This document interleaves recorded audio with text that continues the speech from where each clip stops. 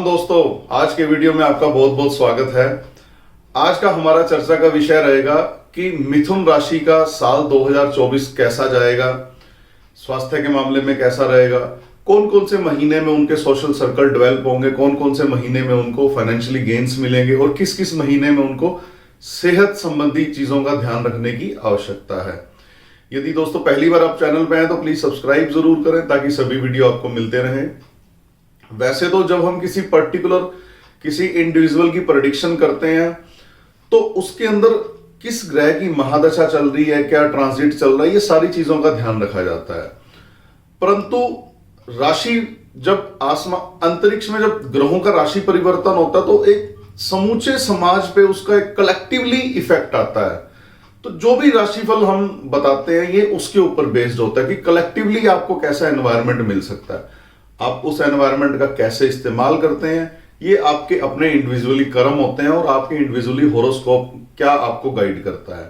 तो आज हम चर्चा करेंगे कि मिथुन राशि का साल 2024 कैसा रहेगा। जब भी हम राशिफल की बात करते हैं तो कुछ ग्रह होते हैं जिनकी मूवमेंट को देखना अति आवश्यक होता है, जैसे राहु, केतु, शनि, बृहस्पति। और इनकी मूवमेंट के आधार पर कुछ कुछ ऐसा आपको जो वातावरण मिलता है उस पर आप कैसे रिएक्ट करते हैं, कैसे आपके कर्म होंगे, उसके आधार पर फिर आपको फल मिलता है।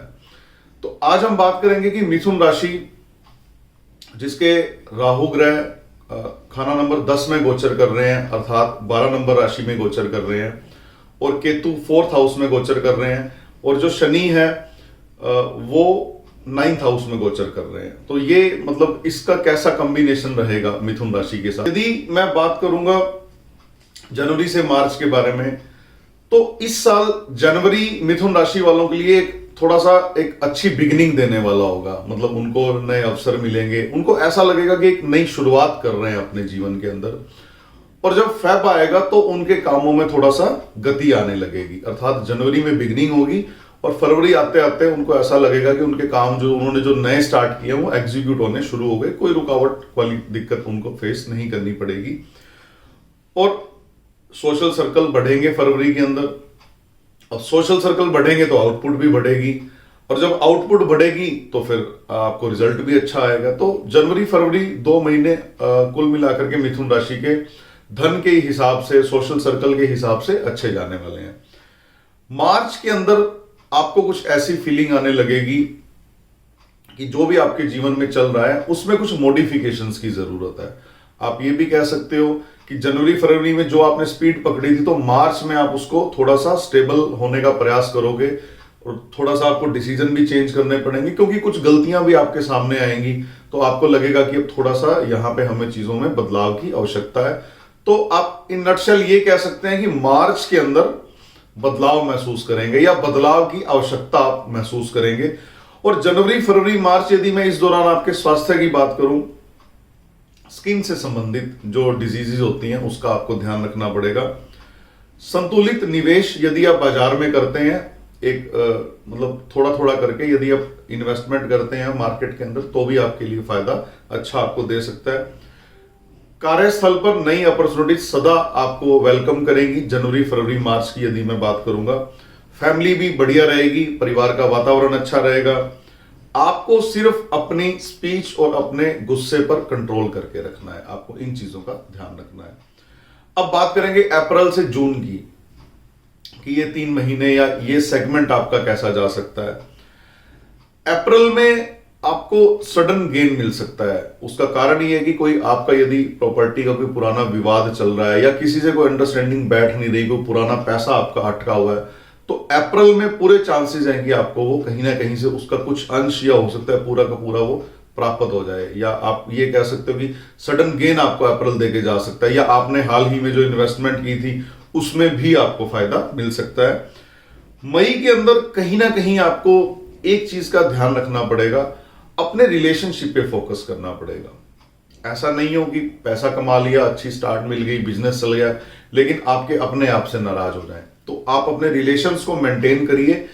फाइनेंशियली कोई कॉम्प्लिकेशन नहीं है अप्रैल मई के अंदर, लेकिन आपको अपने रिलेशंस का ध्यान रखना पड़ेगा। कोई आपसे नाराजगी, आपका कोई पारिवारिक मेंबर, करीबी मेंबर जो है घर का, वो आपसे थोड़ा नाराजगी व्यक्त कर सकता है अपनी।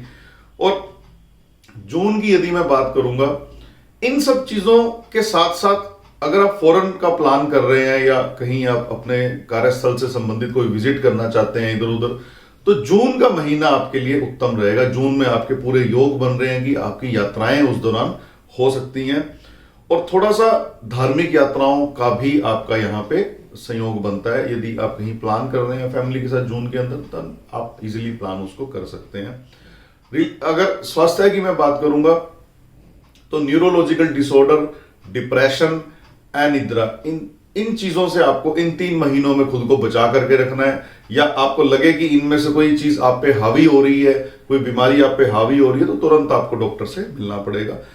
आर्थिक स्थिति ठीक रहेगी, फाइनेंशियल गेन्स आपको इस दौरान मिलेंगे।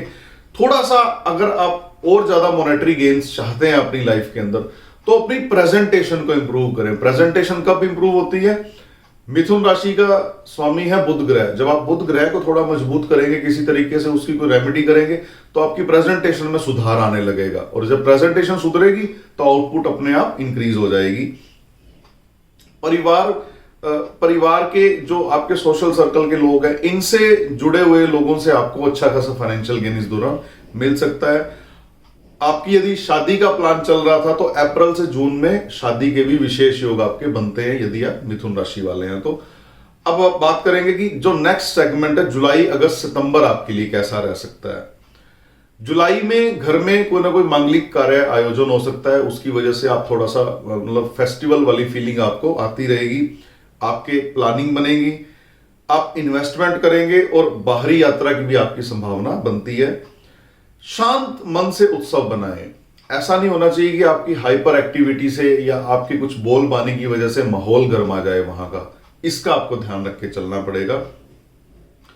अगस्त की यदि मैं बात करूंगा तो नए आपको इधर उधर से सहयोगियों से, कार्यस्थल पे चाहे कोई बोनस है, चाहे कोई गिफ्ट है, इस तरह की प्राप्तियां आपको हो सकती हैं। अर्थात ऐसे आपको गेन्स अगस्त में मिल सकते हैं जिसके लिए आपने मेहनत नहीं की, कोई पुराने अच्छे कर्म की वजह से जो आपके सामने एकदम से आ गया।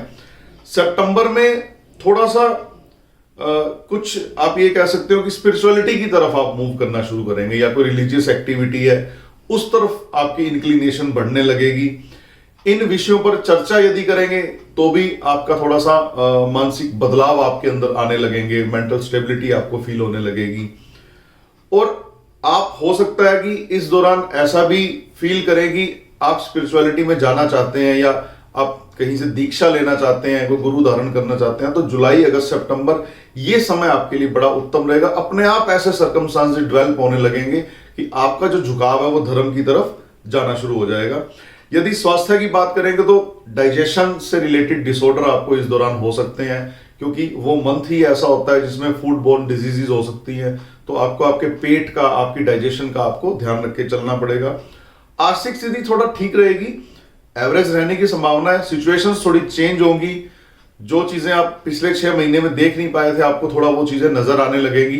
तो आप एवरेज आप फाइनेंशियल कंडीशन आप अपनी कह सकते हैं, ना तो बुरा होगा ना ही ज्यादा अच्छा होगा। क्योंकि आपकी इंक्लिनेशन स्पिरिचुअलिटी की तरफ होगी, तो एक पक्ष ऐसा भी बीच में एक पल आ सकता है कि यार ये पैसा वैसा कुछ नहीं होता, मतलब ऐसी भी आपको फीलिंग इस दौरान आ सकती है।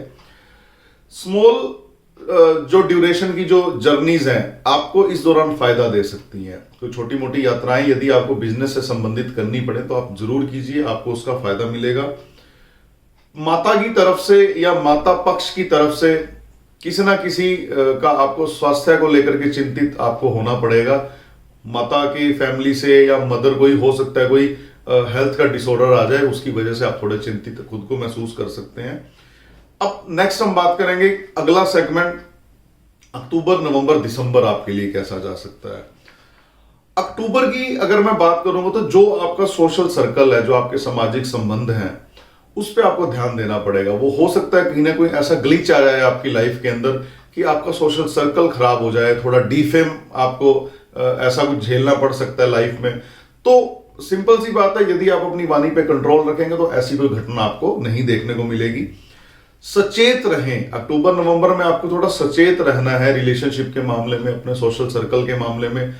फाइनेंशियली बहुत ज्यादा कुछ नहीं बदलाव आने वाला अक्टूबर में। हाँ, लेकिन कुछ जो ऐसे आपके बिजनेस जुड़े हुए हैं, जो सोशल सर्कल से आपके डेवलप होते हैं, वहां पे आपको उसका नुकसान झेलना पड़ सकता है, तो ध्यान रखना पड़ेगा। नवंबर में यदि मैं बात करूंगा तो नवंबर में थोड़ा सा जो आपने प्रयास किए होंगे अक्टूबर के अंदर अपने सोशल सर्कल्स को संतुलित करने के लिए, तो नवंबर में आपको ऐसी फीलिंग आएगी कि कहीं ना कहीं आपको कामयाबी मिली है। अगर आपने अच्छे से उनको मैनेज किया तो आपका सोशल सर्कल जो है वो भी बैलेंस होना शुरू हो जाएगा, और आपकी फाइनेंशियल कंडीशन जो ग्रोथ रुक गई थी वो भी धीरे धीरे थोड़ा सा आगे बढ़नी शुरू हो जाएगी। आप यूं भी कह सकते हो कि फाइनेंशियली थोड़ा सा स्टेबल आप अपने आप को फील करेंगे अक्टूबर के कंपैरेटिवली। यदि मैं दिसंबर में बात करूंगा और नवंबर में, आपको एक चीज और ध्यान रखनी है, अपने गुप्त शत्रुओं से सावधान रहें। स्पेशली नवंबर के अंदर यदि आपके कुछ ऐसे हिडन एनिमी हैं, आपको ये एज्यूम करके चलना है कि कौन आपका क्या नुकसान कर सकता है, और आपको उसके हिसाब से अपनी प्लानिंग या अपनी रणनीति तैयार करनी है जीवन के अंदर। दिसंबर में ओवरऑल आपको ऐसा लगेगा कि अंत भला तो सब भला। आप ये कह सकते हो कि दिसंबर में आप अपने संबंधों में, फाइनेंशियल कंडीशन में एक श्रेष्ठता का अनुभव आपको देखने को मिल सकता है। आप ऐसा महसूस करेंगे कि पूरा साल जो आपने प्रयास किया था, कहीं ना कहीं वो आपकी लाइफ में एग्जीक्यूशन हुई और आपका उसकी अच्छी आउटपुट आपको जीवन में मिल गई। और वो संबंधों में श्रेष्ठता की वजह से या फाइनेंशियल के अंदर जो गेन आपको मिला है लाइफ के अंदर, उसकी वजह से आप खुद को स्टेबल महसूस करेंगे। तो ओवरऑल दिसंबर बढ़िया रहेगा। अंत भला तो सब भला, साल के एंड में ऐसी फीलिंग आपको आ सकती है। हैप्पीनेस रहेगी। कोई बिजनेस ट्रिप आपका प्लान हो सकता है, या फैमिली में भी कोई फंक्शन उस दौरान प्लान हो सकता है। और पॉजिटिव रहते हुए आप साल के अंत को व्यतीत होने के बाद नए साल के आगमन की तैयारियों में आप जुट जाएंगे। ऐसा आपको दिसंबर में फीलिंग आ सकती है। फैमिली की बात करेंगे तो आपको बोन से रिलेटेड या कोई मसल स्ट्रेन, मसल स्प्रेन, इस तरह की दिक्कतें आपको आ सकती हैं जो आपके बोन से जुड़ी होंगी, आपकी हड्डियों से जुड़ी होगी। इसका आपको ध्यान रख के चलना पड़ेगा। आर्थिक स्थिति ठीक रहेगी, कोई दिक्कत नहीं है। गेन्स भी आएंगे, स्टेबलाइजेशन भी आएगी। एक आध महीना बीच में ऐसा आएगा इस दौरान कि आपको लगेगा कि पूरे साल की मेहनत खराब होगी, लेकिन एट द एंड आपको सब ठीक ही मिलेगा रिजल्ट। और जो मैनेजमेंट के काम होंगे, उन लोगों को अक्टूबर, नवंबर, दिसंबर में फ्रंट पे आकर के कार्य करने की आवश्यकता है। अर्थात उनको थोड़ा सा अपनी प्रेजेंटेशन में सुधार करके थोड़ा अपफ्रंट आकर के अपनी लाइफ के अंदर उनको डिसीजन लेने पड़ सकते हैं।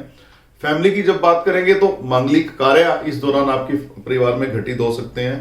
हो सकता है कोई मैरिज इन्विटेशन के लिए आपको आउट ऑफ कंट्री या आउट ऑफ स्टेट या आउट ऑफ सिटी भी जाना पड़े। तो ओवरऑल ये महीना आपके लिए, ये तीनों महीने आपके लिए ठीक ही गुजरेंगे।